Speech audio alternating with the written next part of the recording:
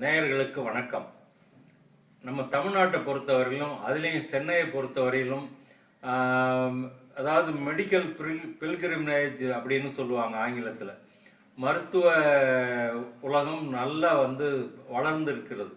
வெளிநாடுகளில் சென்னையில் இருக்கிற எந்த ஹாஸ்பிட்டல், பிரபலமான ஆஸ்பத்திரிக்கு போனாலும் வெளிநாட்டவர்கள் வீல் சேரில் வச்சு தள்ளிக்கிட்டு போவாங்க. அவங்க நாட்டை விட இங்கே சிகிச்சை முறைகள் ரொம்ப எளிமையாக இருக்குது, விலை குறைச்சலாக இருக்குது. அவங்கள பொறுத்தவரையிலும் பில்லு கம்மியாக இருக்குது, சிகிச்சையும் நல்லா கிடைக்குது, குணமாகுது அப்படின்ற ஒரு காரணத்தினால வர்றாங்க. இதுக்கு இன்னைக்கு நேற்று இல்லை, சித்தர்கள் காலத்திலேயே இங்கே வைத்திய முறைகள் சிறப்பாக இருந்திருக்குது தமிழ்நாட்டில். அவங்களுடைய விஞ்ஞான கண்டுபிடிப்புகள்லேயே சிறந்தது எதுன்னு கேட்டிங்கன்னா வைத்திய முறைகள் தான். அதனால தான் சித்த வைத்தியம்னே அதுக்கு பேர். சித்த வைத்தியம் வேற, ஆயுர்வேதம் வேற. இதிலிருந்து அது வந்ததா, அதிலிருந்து இது வந்ததா அப்படின்ற ஒரு சர்ச்சை எந்த காலத்திலுமே இருக்குது. ஆயுர்வேதம்ன்றது வட இந்தியாவிலிருந்து வந்ததாகும். இங்கே சித்த வைத்தியம்ன்றது தமிழ்நாட்டிலேயே நம்முடைய சித்தர்களால் உருவாக்கப்பட்ட வைத்திய முறையாகும். இரண்டுமே வேறு வேறு. அதாவது தமிழ்நாடு தான் பழமையானது. ஒரு காலத்தில் இமயமலையே பிற்காலத்தில் தோன்றியது, பூமியிலிருந்து உயர்ந்தது. பூமி அச்சில் ஏற்பட்ட மாரணங்கள், அதாவது இந்த பூமியினுடைய அச்சு மாறும்போது எல்லாமே கடல் பூமி ஆச்சு, பூமி கடலுக்குள்ள போச்சு. அந்த மாதிரி நேரத்தில் தான் இமயமலை கடலிலிருந்து வெளிவந்தது அப்படின்னு வரலாற்று ஆராய்ச்சியாளர்கள் கண்டுபிடிச்சிருக்காங்க. இமயமலையில பனி சூழ்ந்திருக்குதுன்றது எல்லாருக்கும் தெரியும். ஆனால் அந்த இமயமலை பனிகளுக்குள்ள கடல்வாழ் உயிரினங்களுடைய எலும்புகள் கிடைக்குது. அங்கே கடல்வாழ் உயிரினங்களுடைய எலும்புகள் வர்றதுக்கு வாய்ப்பே கிடையாது. அப்படி என்றால் ஒரு காலத்தில் அது கடலுக்குள் மூழ்கி இருந்திருக்கணும். அந்த எலும்புகள் பனியினால, அந்த கிளைமேட்னால கெடாமல் இருக்குது. இதுதான் அடிப்படை உண்மை. அந்த காலத்தில் இமயமலை இருக்கிற இடம் சமதரையாக இருந்த போது பொதிகை மலைன்றது ஒன்று தமிழ்நாட்டில் இருந்திருக்குது. அகத்தியர் அங்கே தான் தோன்றி இருக்கார். அவர் அந்த காலத்திலே வைத்திய முறைகளை நல்லா உருவாக்கி இருக்கிறார். அந்த பொதிகை மலை இப்பொழுது கீழே உள்ள போயிடுச்சு. அதனால சித்த வைத்தியம் தான் பழமையானது, பிற்காலத்தில் இங்கிருந்து சென்றது தான் அது அப்படின்னு சொல்லுவாங்க சில பேர். எது எப்படி இருந்தாலும் இதில், அதாவது ஆயுர்வேத வைத்தியத்தில் இல்லாத பல சிறப்பு அம்சங்கள் சித்த வைத்தியத்தில் இருப்பதை இன்னைக்கும் காணலாம். சித்த வைத்தியத்திற்கு அடிப்படை மூலிகைகளாக இருந்தாலும், இதை தவிர சில நோய்களுக்கு உலோகங்களையும் தாதுக்களையும் பஸ்பமாக்கி அதை பஸ்பம், செந்தூரம், திராவகம் என்ற வகைகளை மருந்துகளாக தயாரித்து கொடுக்கும் வழக்கம் உள்ளது. இந்த உலோகங்களை உபயோகித்து நோய் தீர்க்கும் வழிமுறை உலகத்தில் சித்த வைத்தியத்தை தவிர எந்த நாட்டிலையும் இல்லைன்னு சொல்லலாம். அந்த ஆயுர்வேதத்தில் கண்டிப்பாக கிடையாது. ஆயுர்வேதத்துக்கு பற்றி ரிக்வேதத்தில் சொல்லப்பட்டிருக்குது. ரிக்வேதத்தில் மூலிகைகள், நீர்கள், தண்ணீரை பற்றி அதிகமாக பேசப்பட்டிருக்குதே தவிர உலோகங்களை உபயோகித்து மருந்து தயாரிக்கும் விதம் ரிக்வேதத்தில் எந்த இடத்திலும் காணப்படவில்லை. தமிழ்நாட்டில் அகத்திய வைத்திய முறைன்னு ஒரு முறை இருந்துள்ளது. அந்த அகத்திய வைத்திய முறையில் இப்படியெல்லாம் பாஷாணம் பண்ணுறதெல்லாம் தெளிவாக குறிப்பிட்டிருக்குது. கட்டுகள் வைத்து ஒரு சில நோய்களுக்கு இந்த பாஷாணம், பஸ்பம், செந்தூரம் இதெல்லாம் கொடுத்து 2 வேளை, அதிகமாக கொடுக்க மாட்டாங்க, 2 வேளையில நல்ல ஒரு பலன் தெரியும். அதே ஆயுர்வேத சிகிச்சையில் பல வாரங்கள் தொடர்ந்து சாப்பிட வேண்டியதாக இருக்கும். அதே நோய்களுக்கு அவங்க மருந்து கொடுக்கும்போது பல நோய்களுக்கு தொடர்ந்து சாப்பிட வேண்டியதாக இருக்கும். அதை தவிர தொடுதல், பார்த்தல், விசாரித்தல், இந்த முறையில் நோயாளிகிட்ட இருந்து நோயை தெரிந்து கொண்டு வைத்தியம் கொடுக்கறது ஆயுர்வேத முறையாகும். ஆனால் நாடி பிடித்து பார்த்து எந்த நாடி எந்த வகையில் செயல்படுகிறது என்று பார்த்து நோயை தெரிந்து கொள்வது இது ஒரு சிறப்பு. எனக்கு தெரிஞ்சு இந்த வள்ளுவர் குடும்பங்களை பற்றி நான் அடிக்கடி பேசியிருக்கேன். வள்ளுவர் என்ற ஒரு இனம் தமிழ்நாட்டில் வாழ்கிறார்கள். அவர்கள் பரம்பரையாக நாடி ஜோதிடம் வைத்திருப்பார்கள், ஓலைச்சுவடிகள் வைத்திருப்பார்கள், ஜோதிடம் பார்ப்பார்கள், வைத்திய முறைகள் செய்வார்கள். அந்த வள்ளுவர்கள் பட்டு வஸ்திரம், அதாவது ஒரு பிட்டு துணி, பட்டு துணி இருக்கும், அதை இந்த கையில் போடுவாங்க. கையில் போட்டுட்டு வெறும் வயிற்றோடு இருக்கணும் அந்த நோயாளி. காலையில் எதுவும் காப்பி, டீ குடிக்கக்கூடாது. அந்த வெறும் வயிற்றோட பசியோட அந்த வயிற்றுல அக்னி இருக்கணும். அந்த நேரத்துக்கு இந்த நாடியை பார்த்து கரெக்டாக ஜட்ஜ் பண்ணுவாங்க. இந்த நோய் இந்த மாதிரி இருக்குது, இந்த வைத்தியம் செய்யணும்னு ஜட்ஜ் பண்ணுவாங்க. அப்படிப்பட்ட ஆற்றல் உடையவங்கள்லாம் அந்த வாழ்ந்திருக்காங்க. ஆயுர்வேத மருத்துவ வகையை பற்றி முதலாக எழுதப்பட்ட நூல் ஐத்திரேய சம்ஹிதை அப்படின்ற நூலாகும். அதை எழுதினவர் ஐத்திரேய முனிவர். அந்த ஐத்திரேய சம்ஹிதையில இந்த உலோகங்களை பற்றியோ ரசவாத பற்றியோ ரச வித்தைகளை பற்றியோ எதுவுமே சொல்லப்படவில்லை. இந்த ரசம், பூரம், உப்பு இதெல்லாம் குறிப்பிடப்படுவது சித்த வைத்தியத்தில் மட்டுமே உள்ளது. இதை தவிர இன்னொரு வித்தியாசம் உண்டு. அதாவது ஆயுர்வேதம் என்ன சொல்லுதுன்னா, நோய் முற்றி குணமடையாம போனா அவனுக்கு அந்த நோயாளிக்கு மரணம் தான் வரும் அப்படின்னு இறுதியா தீர்மானமா சொல்லுது. ஆனா சித்த வைத்தியம் அப்படி இல்லை. மரணம் இல்லாமல் வாழ்வதற்கு காயகல்பம் உண்டு அப்படின்னு சொல்லுது. இன்னென்ன வழிமுறைகள்ல வாழ்க்கையை நடத்தினால், இன்னென்ன பயிற்சிகளை செய்து வந்தால் மரணத்தை தள்ளி வைத்துக் கொண்டு நீண்ட காலம் உயிர் வாழலாம் என்று சொல்லக்கூடிய ஒரே வைத்திய முறை சித்த வைத்திய முறை தான். சித்த வைத்திய முறையில இதை தவிர மணி மந்திர ஔஷதம் அப்படின்னு ஒரு வார்த்தை உண்டு. மணி என்றால் ஜோதிடம், அதாவது கோள்களின் திறன் அறிதல், வானிலையை பற்றி தெரிந்து கொள்ளுதல் என்பது இந்த ஜோதிடத்தில் அடங்கும். மந்திரம் என்றால் பல முறை, அதாவது புரியாத உச்சரிப்போடு ஒலி அலைகளை ஒரு கட்டளையிடும் பாணியில உச்சரிப்பது மந்திரம். ஔஷதம் என்றால் மருந்து, அதாவது மூலிகைகளை எடுப்பதற்கு காலநிலை அவசியம். எல்லா காலங்களிலும் எல்லாமே கிடைக்காது. சில மூலிகைகள் குறிப்பிட்ட காலங்களில் தான் வீரியத்தன்மையோடு செயல்படும். அந்த நேரத்துல மந்திரம் சொல்லி காப்பு கட்டி சாப நீக்கி அதை எடுப்பாங்க. அதாவது எப்படி எடுக்கணும்னா, கையில நகம் இருக்கக்கூடாது. இந்த கட்ட விரலும் மோதிர விரலுமா வச்சுதான் மென்மையா அந்த இலையை பறிக்கணும். அப்படி இல்லாம நீங்க இப்போ அப்படி இல்லைன்னா அது சாபம் கொடுக்கும் அந்த மூலிகை. இதெல்லாம் எச்சரிக்கையா செயல்பட்டாங்க. இல்லைன்னா வைத்திய பரம்பரைக்கே இப்போ நாசம் வந்துடும் அந்த சாபத்தை வாங்கினா. பல மூலிகைகள் 1 by 1 சாபம் கொடுத்ததுன்னா அந்த வைத்தியர் இருக்க போண்டி ஆயிடுவார். அந்த மாதிரிலாம் இல்லாம அதுக்கு தூப தீபம் காட்டி மரியாதை பண்ணி பர்மிஷன் கேட்டு, நான் உங்கள்கிட்ட வைத்திய முறைகள் உயிரை காப்பாற்றுவதற்காக இலைகளை பறிக்க போகிறேன்னு அதுகிட்ட உத்தரவு கேட்டு விடிய காலையில் 5 மணிக்கு அதை உதயாதி நாழிகையில் அதை பறிப்பாங்க. இப்போ என்ன ஆயிடுச்சு, இதே சித்த வைத்தியர்கள் மூலிகைகள் சேகரிக்கிறவங்க முருங்கைக்கீரையை பறிக்கிற மாதிரி பறிக்கிறாங்க. இந்த மாதிரிலாம் இல்லாம செயல்படுவதற்கு தான் அந்த மணியும் மந்திரமும் உபயோகமாச்சு. அதை தவிர காடுகளில் அலையும் போது, இந்த மூலிகைகளை தேடி அலையும் போது சில உயிரினங்களால், சில துஷ்ட ஜந்துக்களால் அந்த வைத்தியர்களுக்கு ஆபத்து வருவதற்கு வாய்ப்பு உள்ளது. அந்த மாதிரி நேரங்களில் மந்திரங்கள் பலமா உச்சரிச்சாங்கன்னா அவ விலகி சென்று விடும். அந்த அளவுக்கு அவங்க கோடிக்கணக்கான முறை சொல்லி சொல்லி சொல்லி உருவேற்றி தனக்கே ஒரு ஆற்றலை கிரியேட் பண்ணி வச்சிருப்பாங்க. சித்தர்கள், வைத்தியர்கள் எல்லாமே அதை உபயோகிப்பார்கள். இவைகளை உபயோகித்து அனுசரித்து செய்யக்கூடிய மருந்துக்கு தான் ஔஷதம்னு பேர். அப்பதான் அது சிகிச்சை பலன் கொடுக்குது.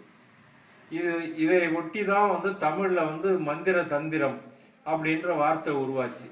மந்திரம் அப்படின்றால் மண் திறம், மனதை திடமாக்குதல் அப்படின்னு அர்த்தம். மந்திரம் உச்சரிக்க உச்சரிக்க உச்சரிக்க மன உறுதி உண்டாகும். எந்த நிலையிலும் கலங்காமல் வாழ்ந்தவர்கள் சித்தர்கள். எந்த இடத்திலும் சரி அஞ்சாமல் சென்று வந்தவர்கள். அதற்கு உபயோகமானது மந்திரம். தன்னுடைய திறமையை அதிகரித்துக் கொள்ளுதல். மந்திரங்களால் தைரியம் உண்டாகும் போது தன்னுடைய திறமை தானாகவே வளர்ச்சி அடையும். இந்த அடிப்படையில தான் மந்திரம் தந்திரம் என்ற வார்த்தை உருவாச்சு. சித்தர்கள் இலக்கியங்கள்ல ரசவாதம் அப்படின்ற ஒரு வார்த்தை உண்டு.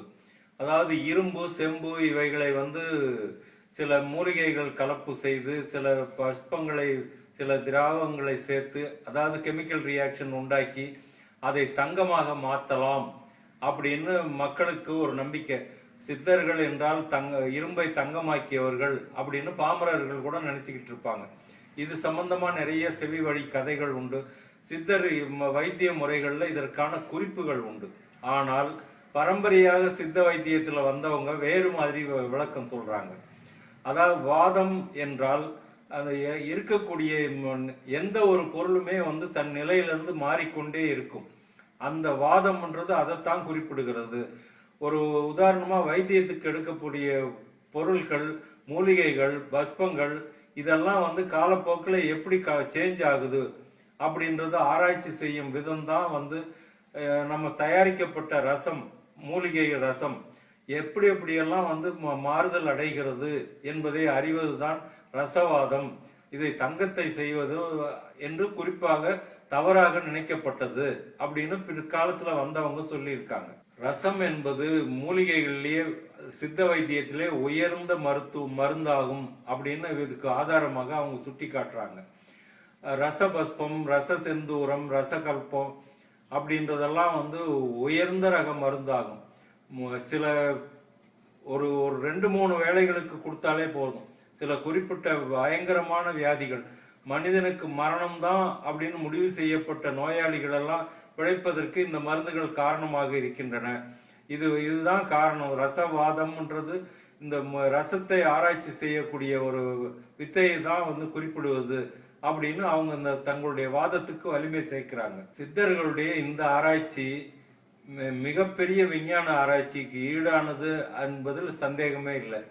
இந்த செடி கொடிகளை பற்றி ஆராய்ந்து உடலுக்கு எதை உபயோகிக்கலாம், எந்த மூலிகை எப்படி பணி செய்யும் என்றெல்லாம் கண்டுபிடிச்சது ஒரு சாதாரண விஷயம் அல்ல. இதை தவிர ஒரு பிராணிகள்னு எடுத்துக்கோங்க, உதாரணமாக கோரோசனைன்னு எடுத்துக்கோங்க. ஒரு கோரோசனை என்பது ஒரு மிருகத்திலிருந்து கண்டுபிடிக்கப்படுவது. அந்த புனுகு பூனை அப்படின்றது புனுகு அதுலேருந்து எடுக்கப்படுகிறது. இவைகளெல்லாம் எப்படி வெளிப்படுகிறது, அந்த பிராணிகளுடைய ரத்தம், மலம், மூத்திரம் இதெல்லாம் வந்து எந்த வகையில் உபயோகமாகும் என்பதெல்லாம் பெரிய பெரிய ஆராய்ச்சிகள் செய்துள்ளனர்.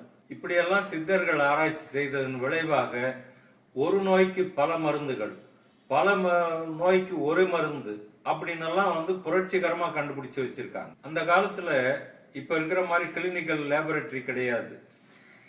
மூலிகைகளை வந்து எப்படி டெஸ்ட் பண்ணாங்கன்றது எங்கே வச்சு பண்ணாங்கன்னே தெரியல. சிலது வெயில் படாமல் நிழலில் உலர்த்தி எடுக்கணும்னு இருக்கும், சிலது இரவில் வந்து பறிக்கணும், இரவில் காய வைக்கணும் அப்படின்னு இருக்கும்.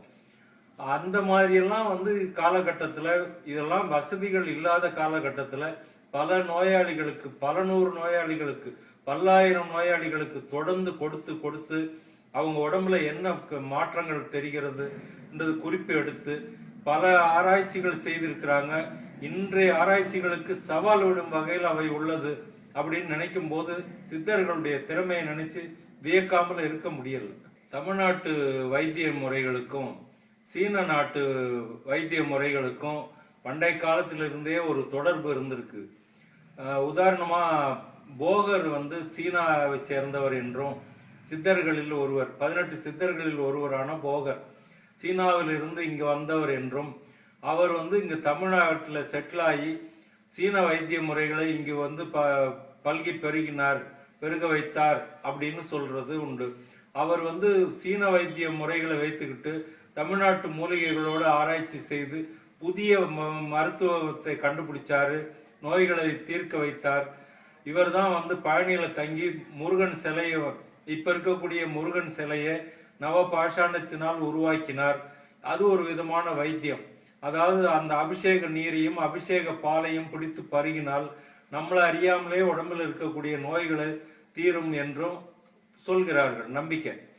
அதே மாதிரி அவர் வந்து இங்கேயே சமாதி ஆனார் தமிழ்நாட்டில் அப்படின்றும் ஒரு கொள்கை இருக்குது. இல்லை, சீனாவுக்கு சென்று அங்கேதான் சமாதி ஆனார் என்று இருவேறு கருத்துக்கள் நிலவுகின்றன போகரை பற்றி. போகருடைய வைத்திய நூல்கள் பெரும்பாலும் பாடல் வடிவிலேயே இருக்கின்றன, தமிழிலும் வெளியிடப்பட்டிருக்கின்றன. போகர் நிகண்டு, போகர் 2000, போகர் ரத்ன வைப்பு என்று பல்வேறு நூல்கள் பல்வேறு தலைப்புகளில் இன்றைக்கும் வெளியாகி நம்முடைய பழக்கத்தில் உள்ளன. இதை தவிர புலிப்பாணி சித்தர் என்பவர் இவருடைய சீடராக சொல்லப்படுகிறவர். இவரும் வந்து சீனாவை சேர்ந்தவர் என்றும் போகருடன் சேர்ந்து இங்கு வந்தார் என்றும் சொல்லப்படுகிறது. இந்த புலிப்பாணி சித்தர் பெயரிலும் பல வைத்திய நூல்களும் ஜால நூல்களும் இருக்கின்றன. பண்டைய சித்த வைத்தியத்துல தீராத நோய்களே இல்லைன்னு சொல்லலாம். உதாரணமா தொழுநோய் குணப்படுத்துறது, தோல் நோய்கள், சில சோரியாசிஸ் எல்லாம் வந்து ஆங்கில மருத்துவத்தில் வருஷக்கணக்காக மருந்து சாப்பிட வைக்கிறாங்க. அந்த மாதிரி இல்லாமல் சீக்கிரமாக குணப்படுத்துறது, உடைந்த எலும்புகளை ஒட்ட வைக்கும் மூலிகைகள் உண்டு. இன்னைக்குமே வந்து இந்த சித்த வைத்தியர்கள் அனுபவத்தினால் இந்த எலும்பு நீக்கும் புத்தூர் கட்டுன்னு சொல்லுவாங்க இங்கே. அதெல்லாம் வந்து அதுக்கான மூலிகைகள், எலும்பொட்டி தழை அப்படின்னு அதை குறிப்பிடுவாங்க. இதை தவிர பண்டைய காலத்தில் எலும்பையே வளர செய்யும் மூலிகையெல்லாம் இருந்திருக்குது. இதே மாதிரி ஒரு சிறப்பு சீன வைத்தியத்திலும் இருக்குது. இது ரெண்டுக்கும் உள்ள ஒற்றுமை, அதுதான் அதிசயம். இங்கெல்லாம் எப்படி குணப்படுத்தியிருக்காங்களோ அதே வைத்திய முறைகள் அங்கேயும் இருந்திருக்குது, சீனாவிலையும். சித்த வைத்தியம் பற்றிய பல ஓலைச்சுவடிகள், அதாவது வைத்திய முறைகள் அடங்கிய ஓலைச்சுவடிகள் இன்னும் அச்சேராம கிடக்குது என்று கேள்விப்பட்டிருக்கேன் நான். சில குறிப்பிட்ட பதிப்பகத்தினர் தான் அதை வந்து புத்தகங்களாக வெளியிடுறாங்க. அவங்களுக்கும் ஒரு பெரிய அளவுக்கு ஒரு சேல்ஸ் கிடையாது, ஒரு சீராக போய்கிட்டு இருக்குது. வைத்தியர்கள் தான் வாங்குறாங்க. அந்த மாதிரி இருப்பது வருந்தத்தக்கது.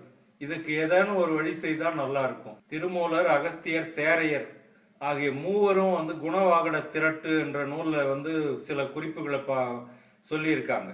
எப்படின்னா, நோய்கள் எதனால உருவாகுது, அதற்கு வந்து இந்த பூமியில என்ன காரணங்கள், உடலில் என்ன காரணங்கள், நோய் வந்தால் என்னென்ன தோற்றங்கள் அளிக்கும், அவங்களுடைய எந்த வகையில வந்து அதனுடைய அறிகுறிகள் தென்படும் தெளிவா அனலைஸ் பண்ணி சொல்லியிருக்காங்க. சட்டைமுனி வாதகாவியம் 1000 அப்படின்ற ஒரு நூல் வாதங்களை பத்தி தெளிவா எடுத்து சொல்லுது. அந்த அளவுக்கு ஒரு அனலைசிஸ் பண்றதுக்கு இப்போ இந்த காலத்துல யாருமே கிடையாது. இதை எழுதுறதுக்கு அவங்க பல்லாயிரம் ஆண்டுகள் சிறப்பா தலைமுறையா ஆராய்ச்சி பண்ணியிருப்பாங்க போல தெரியுது. இப்படி அந்தந்த சித்தர்கள் பெயரில் பல மருத்துவ நூல்கள் அச்சிடப்பட்டுள்ள இருந்தாலும் ஒரு முறையான ஆராய்ச்சிகள் தேவைப்படுகிறது. நம்ம இப்ப இருக்கக்கூடிய வசதிகளை வச்சுக்கிட்டு அவைகளையும் அந்த மூலிகைகளையும் மருத்துவ நோயாளிகளுக்கு கொடுத்து தொடர்ந்து ஆராய்ச்சி செய்ய வேண்டியது அவசியம். இதற்கு வந்து ஒரு மருத்துவ அவங்கவுங்க தனிப்பட்ட முறையில் செய்துக்கலாமே தவிர ஒரு குழுவா இணைஞ்சு செயல்பட்டா பல சிறப்புகள், பல வழிமுறைகள் வெளிப்படும். அதுதான் இந்த சமுதாயத்துக்கும் நல்லது. சித்தர்களுடைய வழிபாடு எந்த அளவுக்கு உயர்ந்ததுன்றது ஒரு கருத்தும் உறுதியாகும். இனி நம்ம ஆலய தரிசனம் பகுதிக்கு போலாம்.